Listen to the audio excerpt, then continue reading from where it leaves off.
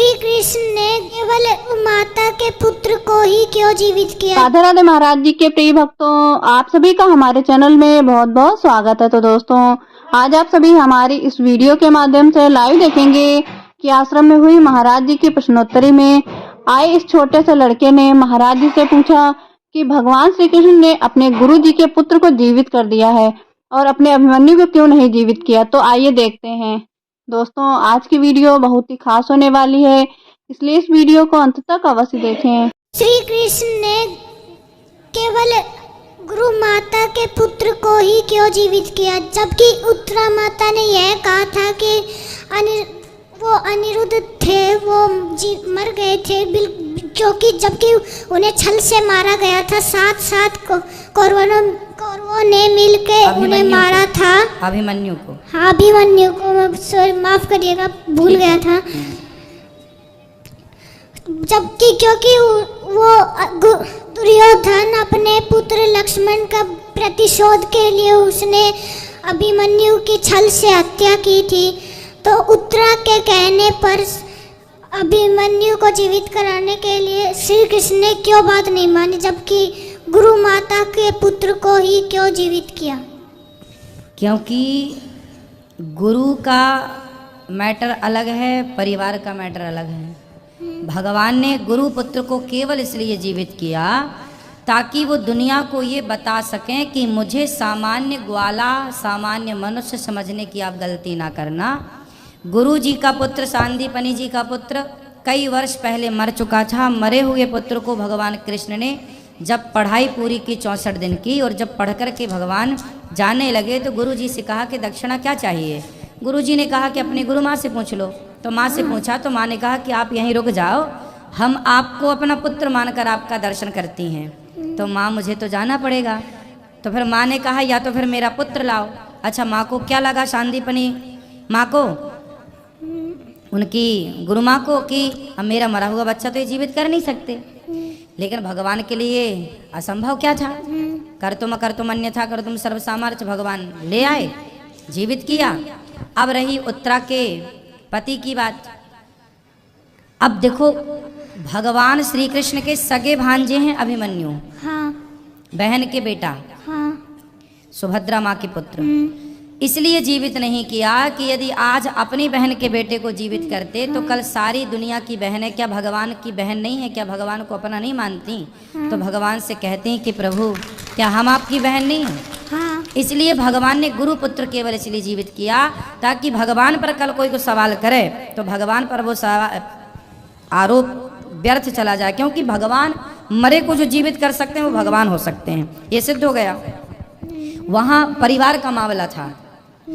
क्या है, भगवान राम ने माता सीता को वनवास इसलिए भेजा क्योंकि यदि सीता माँ को वनवास ना भेजते उस व्यक्ति के कहने से, तो लोग क्या कहते, आप तो परिवारवाद हैं, परिवार की बात मानते हैं, प्रजा की बात तो मानते नहीं। इसलिए भगवान वो कार्य करते हैं जो सदा हो।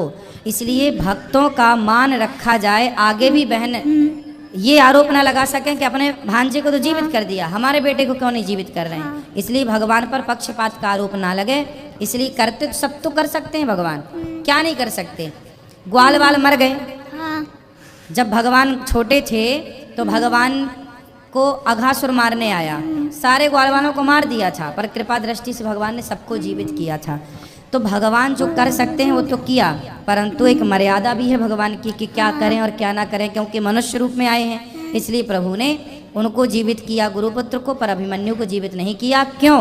क्योंकि अभिमन्यु की आयु इतनी ही थी। विधि का विधान भगवान भी नहीं बदलना चाहते। इसी कार्य के लिए अभिमन्यु का जन्म हुआ था, सिर्फ इसी कार्य के लिए। क्योंकि अभिमन्यु की हत्या ना होती तो कौरवों की हत्या किसी बल पर नहीं हो सकती थी, क्योंकि वो अधर्म की शुरुआत यहीं से हुई। और जब इन्होंने अधर्म किया तो फिर भगवान ने कहा जब तुमने किया तो फिर हमारी ओर से भी लो। इसलिए इस कार्य की सिद्धि के लिए अभिमन्यु का जन्म ही हुआ था। इसलिए ठीक है गुरुजी, धन्यवाद। एक बार जोरदार तालियां हो गुरु अनिरुद्धाचार्य जी महाराज के लिए, बड़ा अच्छा उत्तर दिया। पर बस एक आखिरी प्रश्न मैं आपसे पूछना चाहता हूँ कि सभी कोई भक्त, बहुत भक्त में आपके भक्त बहुत भक्त आज मेरे से यह प्रश्न पूछ रहे थे कि मैंने बताया, उन्होंने मेरे से यह पूछा कि अपने जो आप क्या बनना चाहते हो बड़े होके। मैंने एक कविता कहानी सुनाई तो उन्होंने यह प्रश्न पूछा है कि लक्ष्य दूसरों को क्यों नहीं बताना चाहिए। मैंने इसी के बारे में एक कहानी बताई थी।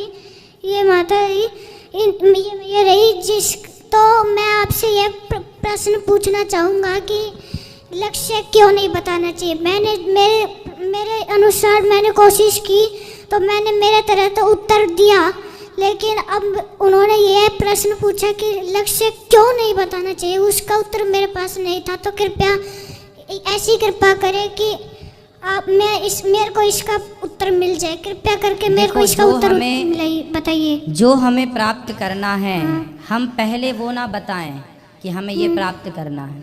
हाँ, क्योंकि मैं भी यही कह रहा था। हाँ, क्योंकि जब हम प्राप्त कर लें, कहते हैं काम करो इतनी शांति से कि आपकी कामयाबी शोर मचा दे। काम करो इतनी शांति से कि आपकी कामयाबी शोर मचा दे। तो इतनी शांति से काम करो कि आप क्या करते, अब जैसे मोदी जी कोई निर्णय लेते हैं तो किसी को कानो कान खबर तक नहीं होती कि भाई क्या होने वाला था। तो कुछ चीज़ें ऐसी करनी चाहिए, ये प्लानिंग है। ये अच्छे लोगों की पहचान है कि वो अपनी बातें ओपन नहीं करते, पहले करते हैं फिर बताते। क्या है, पहले करो फिर बताओ।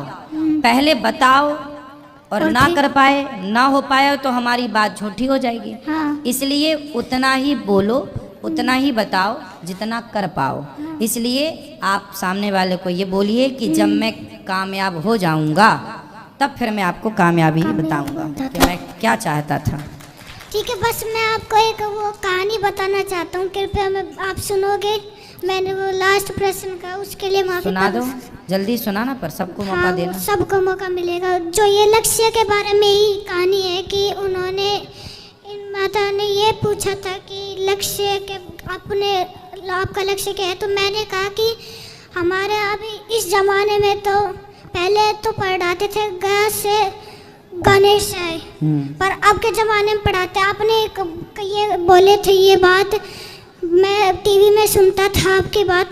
आपने बताया था कि पहले के ज़माने में ग से गोविंद, ग से गणेश पढ़ाते थे, पर अब के ज़माने में ग से गधा पढ़ाते हैं। आपने ये बताया था। तो अब मैं एक कहानी बताता हूँ कि हमारे जब पाठ 7 है उसमें था बालक का स्वप्न। बालक ने स्वप्न देखा, उसने सोचा, उसको यह दिखाई दिया कि वह राजा बना हुआ है। उसकी पत्नी उसके पास बैठी है और कई नौकर चाकर है, मंत्री उसके पास बैठे हैं। तो वह चिल्ला उठा ये स्वप्न देखे और बोला, अहो मेरा भाग्य। तो वो एक सेठ के यहाँ रहता था। उस सेठ ने बोला कि बालक क्या हुआ, क्यों इतना चिल्ला रहे। उसने कहा कि कुछ नहीं। फिर उस सेठ ने कहा कि या तो तू वह उस स्वप्न की बात बता दे वरना मेरे यहाँ से हट जा। बालक ने उस बात का विरोध किया, वह हट गया उसके यहाँ से, परंतु उसने अपनी अध्ययन चालू रखा उसने अपना। फिर वो किसी धोबी के पास यहाँ रहने लगा, उसने अपने अध्ययन चालू रखा था। तो अकस्मात एक दिन वही सेठ उस धोबी के पास आया था। उसने कहा कि यह बालक मेरे कुछ महीने पहले मेरे यहाँ पे भी रहता था, पर इसको एक दिन एक स्वप्न आया था। इसने स्वप्न की बात मेरे को नहीं बताई, तो आप पूछ लो इससे। उसने, धोबी ने भी यही कहा कि बालक तूने कुछ दिन पहले इन सेठ के यहाँ स्वप्न देखा था, तो या तो तू वह स्वप्न की बात बता दे वरना मेरे यहाँ से हट जा। उसने भी वही किया, वो यहाँ से हट गया और फिर वह एक राजा के यहाँ साधारण नौकर हो गया। फिर वह धीरे धीरे उन्नति करते करते राजा का बहुत बड़ा मंत्री बन गया। अकस्मात वही धोबी कपड़े लेकर राजा के वहाँ आया और उसने कहा कि महाराज यह बालक मेरे यहाँ पे एक सेठ के यहाँ पे स्वप्न देखा था। उसने स्वप्न की बात नहीं बताई, आप इनसे पूछ लीजिए। फिर राजा जी ने कहा कि मंत्री जी या तो आपने कुछ दिन पहले एक सेठ के यहाँ स्वप्न देखा था, या तो वह स्वप्न आप बता दीजिए, स्वप्न की बात बता दीजिए, वरना दंड के लिए तैयार हो जाइए। उसने वह बात नहीं बताई, परंतु दंड के लिए उसे कारागार में डाल दिया गया। ठीक है। फिर अचानक एक पड़ोसी राजा आया, उसने चढ़ाई की और कहा, परंतु उसने यह कहा कि जिसने भी मेरे प्रश्नों का हल कर दिया, मैं यहाँ से चला जाऊंगा, अपनी चढ़ाई वापस ले लूंगा। तो सब इस बात को सुनकर हैरान हो गए, पर कोई भी जवाब न दे सका। तो वह जो एक नौकर था, वो खाना देता था कारागार में, मंत्री जी बंद थे।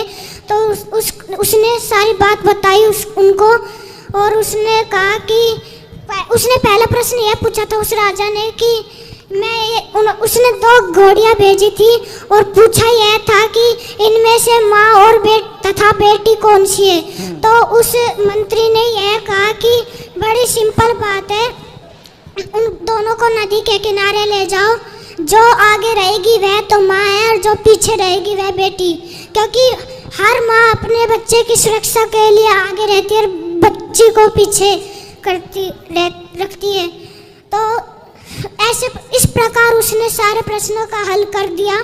और फिर कहा कि उस पड़ोसी राजा ने यह कहा कि जिस व्यक्ति ने मेरे सारे प्रश्नों के हल किए हैं, मैं उससे अपनी कन्या का विवाह कराना चाहता हूँ।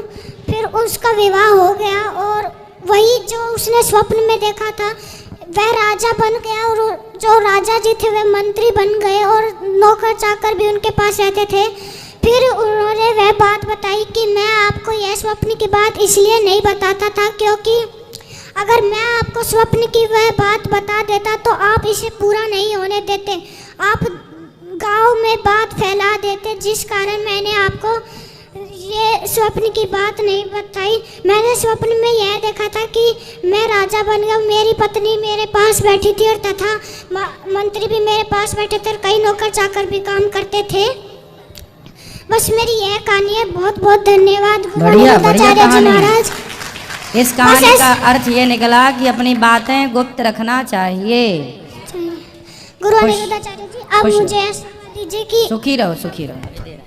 तो देखा आप सभी ने किस प्रकार इस लड़के ने भरी पांडाल में महाराज जी से सवाल किए, और उसके बाद इस लड़के ने महाराज जी और सभी भक्तों को जो कहानी सुनाई, आप सभी ने तो सुनी ही होगी। अगर आप भी महाराज जी के सच्चे भक्त हो तो चैनल को सब्सक्राइब और वीडियो को लाइक अवश्य कर देना। राधे राधे।